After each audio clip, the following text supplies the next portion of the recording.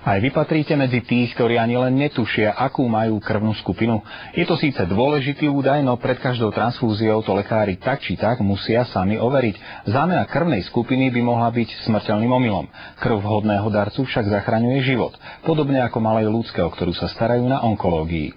Najprv zazvonil telefón. Dobrý deň, transfúzna stanica, mohli by ste darovať krv? Následne som sa dozvedel o osude malej ľudsky, ktorá čaká na operáciu a už týždeň pre ňu zháňajú potrebnú krv, ktorej je nedostatok. Ľudská potrebuje transfúziu k operačnému zákroku a aj ten operačný zákrok, aj transfúzia k tomu jej môžu zachrániť život. Na druhý deň ráno som sa dostavil na transfúzne oddelenie, aby som mohol darovať krv pre ľudskú. Rozhodujúca je krvná skupina. Ak dostanete nezhodnú krv, bez pomoci zomriete. Naopak, ak krvácate, ponúknutá krv od zhodného darcu vám môže zachrániť život.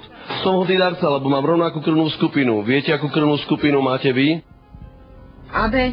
Už mám dosť rokov na to, aby som to vedel. Vôbec neviem, akú mám krvnú skupinu. Nedržíte. Absolútne. Zistoval som si krvnú skupinu cez lekára, takže odtedy vlastne to viem. Pre prípady rýchlej transfúzie majú vypísanú krvnú skupinu na dverách auta aj kombinéze vodiči pretekárskych automobilov. Rovnako vojaci v misiách majú povinne kovové štítky, ktoré obsahujú údaj o krvnej skupine. Vašu krvnú skupinu vám na požiadanie zapíšu aj do občianskeho preukazu. Pokiaľ nám predloží nejaký doklad o tom, že akú krvnú skupinu má. Zistili sme však, že tieto údaje sú vám aj tak na nič. Lekári by neriskovali podať vám transfúziu len na základe informácie zvonka. Pri podávaní krvných elementov a krvných más si stále skontrolujeme a overíme cez naše laboratórium správnosť týchto údajov. To, že viete, ako máte krvnú skupinu, vám teda môže pomôcť akurát pri výzvach na záchranu života, ktoré hlásia rádia alebo vám prídu mailom. Avšak pošlete aj 1000 mailov svojim známym a nevstaňte od počítača pacientom čakajúcim na krv, ako bola ľudská, by to nepomohlo. Krvi je stále nedostatok a jedno, ako máte krvnú skupinu. Preto vám odporúčam navštíviť najbližšiu transfúznu stanicu a môžete zachrániť život.